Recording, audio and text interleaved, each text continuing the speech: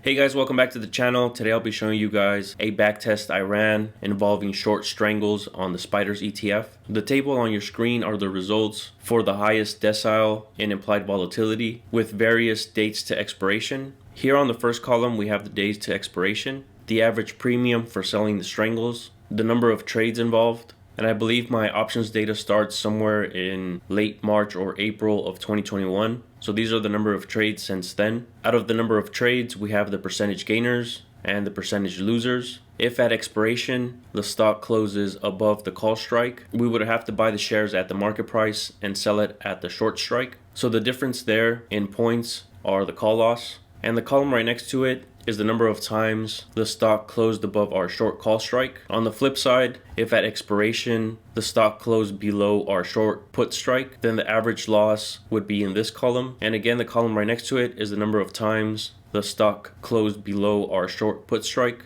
given the number of days to expiration. It seems that we have more occurrences happening on the upside than the downside, especially if the days to expiration is less than 10. If the days to expiration is greater than 10, we see fewer occurrences happening to the downside. And if we scroll all the way down, I tested this up to 30 days left to expiration. So far we have had 0 losses selling a short strangle at the highest decile at 29 and 30 days to expiration. The average premium seemed to be around 5 or slightly above 5. The number of trades, again ranging back to 2021, is around 11 trades, and you'll notice that the percentage gain is not 100 since we have 0 losses, and that's because we still have some trades that have not closed. So if we take a look at 30 days to expiration, here are the 11 trades, and if we scroll all the way to the right, some of these have not reached expiration yet, therefore we can't count them as gainers yet. Now let's go to our script to run this backtest. So I'll go ahead and close these out.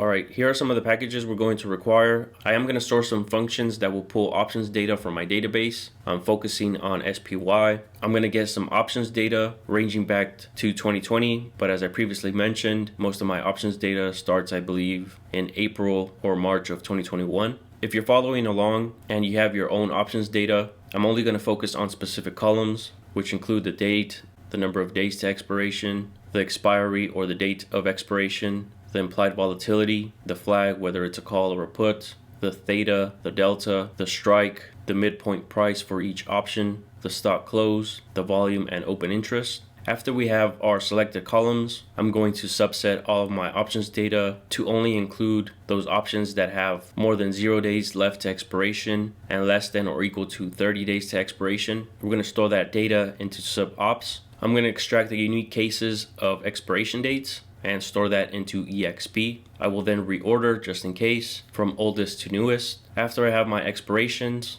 I'm going to pass them in as a list into this function. And if we open this up, and if we scroll up, for each expiration, I'm going to extract the unique number of days to expiration. I'm going to pass that as a list into another function. And for each number of days left to expiration, I'm going to separate my calls and puts. Once I separate those two tables, I'm going to find the closest strike to the underlying stock price. And I'm doing that so I can find the at the money strike by finding which of those has the lowest difference. I'm going to extract the at the money call and at the money put. By finding the at the money options, I can calculate the expected move by multiplying the stock close or the underlying price by the implied volatility multiplied by the square root of the number of days left to expiration divided by 365. So we have expected moves both for the call side and the put side. Once I have the expected move in points, I will add those points to our call strike and subtract that from all of our call strikes.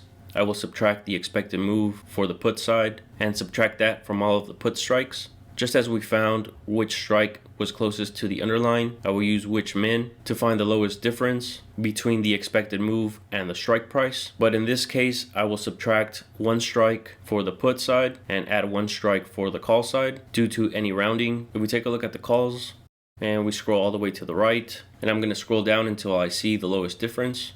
So in this case, we have our underlying stock trading at 406.11. Using the expected move, we see that the lowest was 26 cents here, and that strike was the 409 strike. In this instance, this is the strike we're going to use to sell, and that's how I'm going to iterate through each expiration and unique case of days to expiration to extract the strikes we need to sell for the SPY. So if we go back to our script here, after I extract the short put and the short call, I'm going to combine pertinent data into a data frame, which includes the date, the number of days to expiration, the actual expiration date, the underlying close, the implied volatility for the call, and the implied volatility for the put. I will reformat the column names, and then I'm going to add the short strangle info. If you scroll up here, that includes the strikes, the implied volatilities, the midpoint price for the call and put option. I'm also going to add as a column the net premium, which is the premium for the call and put, the net delta, and the net theta. If the expiration is in the future, then I'm just going to assign NAs. If the expiration date is not in the future, then I'm just going to add the underlying price at expiration.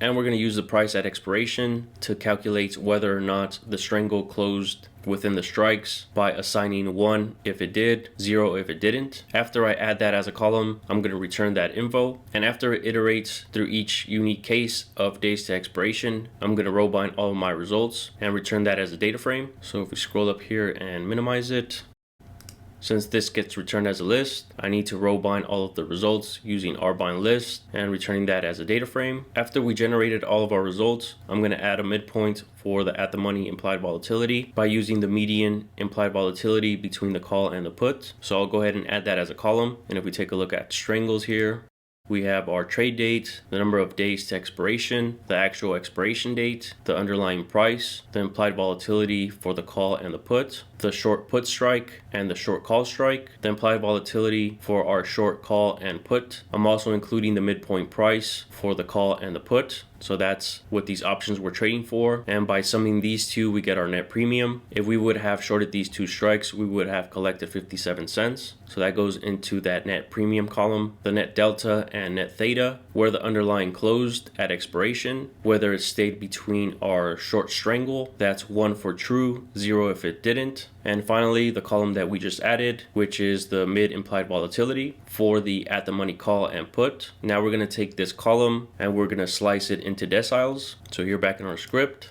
if we scroll up, I'm going to use quantile to create tranches on mid IV, and my probabilities are 0 to 1 by 10% so that we create deciles. We're going to save those values into this variable called PCT, and we're going to subset the lowest IV and highest IV by using subset on our strangles, where the cases have to be greater than our 0% and less than or equal to 10% for the lowest. And for the highest, we have our mid IV greater than the value at our 90%, but less than or equal to our decile at the 100% level. And if we take a look at Q10, so we have 520 cases with a variety of cases for days to expiration. So all of these qualified as high ranking IV. Now that we have this table, we can create a summary where we pass in this table and calculate some stats depending on the days to expiration. So here back in our script, I'm going to extract the unique cases for the days to expiration and reorder lowest to highest. And we're going to pass in those values as a list into this function. And if we open this up, we're going to subset our highest ranking IV table to each unique case of days to expiration, where we find the average premium, the number of trades, the percentage of gainers and losers, and also the average loss. I'm going to subset our table for instances where we closed either above or below our short strikes. For either the calls or the puts, I'm going to take the difference between the underlying close at expiration and our short strike. I'm going to count the number of losses and return the median loss for both the calls and the puts. If we didn't have any losses, then I'm just going to return zeros for those variables. And then finally combine all of our variables into this data frame. So if we scroll up, since this gets returned as a list, I need to row bind our results and save it into this variable called res, which is the table I showed you at the beginning of the video. So that's how I ran this backtest. If you don't have any options data, I do have some scripts and tutorials on how to scrape this data on a daily basis, and you can get that script from my Patreon, which pulls data directly from the CBOE for over 5,000 companies and ETFs. Also, if you're a Patreon member and don't have any options data, just message me there and I'll generate a table for the company or ETF that you want. So this concludes the video, guys. I'll leave a link down in the description area to my Patreon where you can find this script. Please subscribe to the channel if you haven't done so already. Thank you so much for watching, and I'll see you guys in the next video.